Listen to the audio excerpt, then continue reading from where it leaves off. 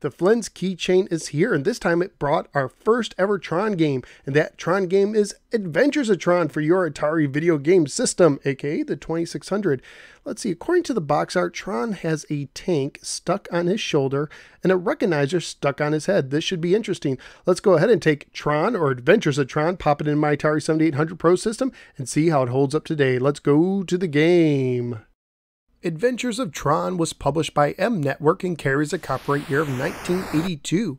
It was programmed by Hal Finney, who also made Astro Blast for the 2600.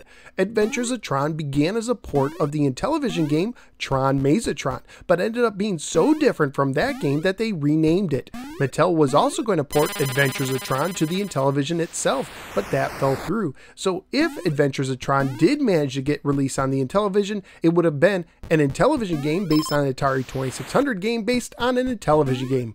Wow, that is some serious Inception stuff to think about. The game could also have been purchased with a special blue Tron joystick in a bundle and was later re-released as The Adventures of GX12 by Telegames when the Tron license expired. Tron is an early platform style game for one player only. You can change the difficulty by using the left difficulty switch, with the A position being more difficult than the B position due to an increase of game speed.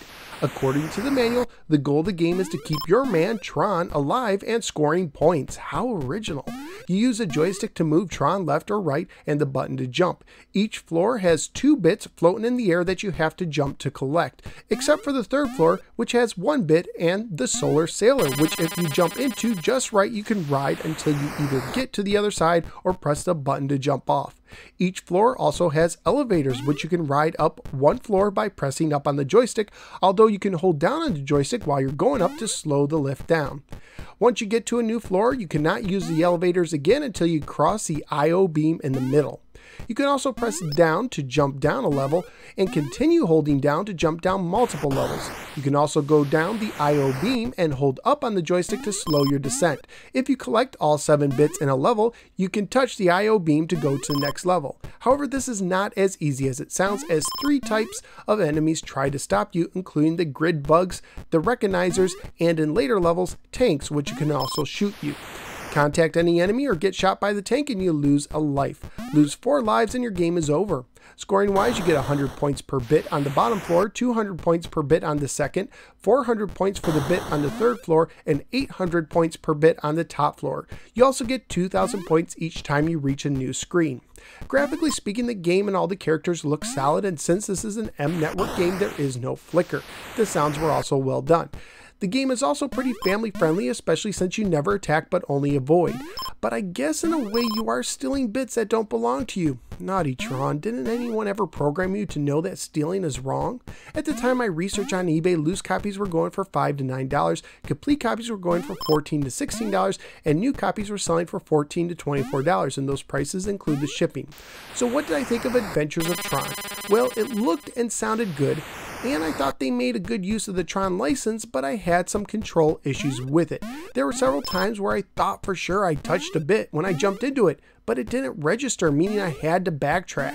And in this game, that means risking a life. Also, I found the Solar Sailor to be more of a nuisance than a help. It rarely worked when I needed it to, and when I didn't want to ride it, it sometimes caught me taking me right into the enemy's lap. Overall, this is the kind of game I wouldn't go out of my way for, and I don't see myself playing again anytime soon, but if you do get a copy mixed in a lot on eBay and you've never played it before, I'd say throw it in for a few minutes. So where am I going to rank Adventures of Tron? Let's see, I think I'd rather play Tutankham at 58, but I would rather enter the world of Tron again than the seas of Dolphin at 59. So out of the 83 games I've now ranked on 2600, Adventures of Tron is solar sailing into the 59 position. Adventures of Tron looks and sounds good, but has some control issues. If you enjoy retro-related videos, would you please click the like and subscribe buttons. You can also follow me both on the Facebook or the Twitter. I'm also a member of the Retro Junkies Network. You can find more retro podcasts and videos at theretrojunkies.com. Thank you for giving me a little part of your day, and I look forward to seeing you next time on the next episode of The No Swear Gamer. And the line.